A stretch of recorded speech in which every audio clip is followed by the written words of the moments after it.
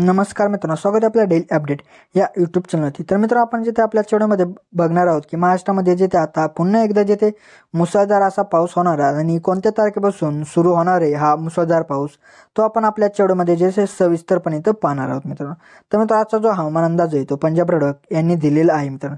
तर त्यांचा जो हवामान अंदाज आहे ते आपण आपल्या चॅनलमध्ये इथं सविस्तरपणे पाहणार आहोत मित्रांनो।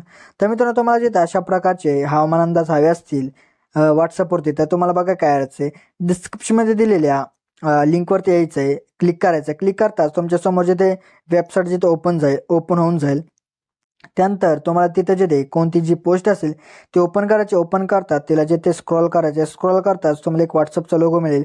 त्या लोगोवरती क्लिक करताच तुम्ही व्हॉट्सअप ग्रुप जिथे जॉईन होऊन जाताल आणि त्यानंतर तुम्हाला इथं डेली जिथे एकदम फ्रीमध्ये हवामान अंदाज जिथे इथं मिळत राहतील। चला तर मित्रांनो, आपण जिथे आपल्या चॅनलला इथं सुरुवात करूया। ओके, तर बघा मित्रांनो, गेल्या काही दिवसापासून महाराष्ट्रातून मुसळधार पावसाने इथं एक्झिट जो तो घेतला आहे आणि पावसाचा जोर आता बऱ्यापैकी कमी हा झाला आहे। गेल्या 4 ते 5 दिवसापासून महाराष्ट्रातील पावसाचे प्रमाण जे ते कमी जेथे झाले असून आगामी जेथे काही दिवस महाराष्ट्रातील हवामान कोरडे जेथे राहणार असल्याचा हवामान अंदाज जो तो पंजाब प्रॉडक्ट यांनी नुकताच जेथे केला आहे मित्रांनो, पब्लिक जो तो केला आहे मित्रांनो। तर मित्रांनो, पंजाबरावांनी दिलेल्या माहितीनुसार राज्यातील 19 ऑगस्टपर्यंत अर्थातच रक्षाबंधनापर्यंत महाराष्ट्रातील हवामान प्रामुख्याने कोरडे राहणार असं त्यांनी म्हटले आहे।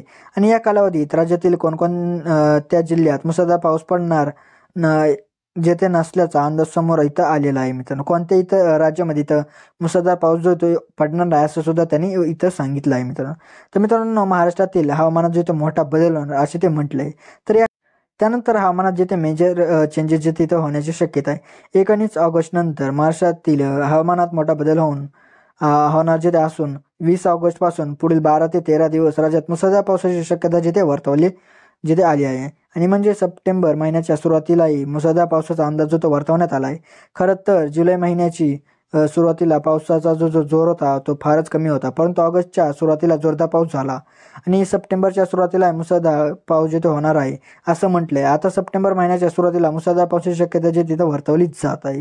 आणि मात्र मुसळधार पावसाला 20 ऑगस्ट पासून सुरुवात होणार आहे। तर 20 ऑगस्ट ते 2 सप्टेंबर या कालावधीत महाराष्ट्रातील बहुतांशी जिल्ह्यांमध्ये मुसळधार पावसाचा जो अंदाज इथं वर्तवण्यात आला आहे। महाराष्ट्र आणि कर्नाटकात जोरदार पावसाची जिथे इथं शक्यता आहे मित्रांनो।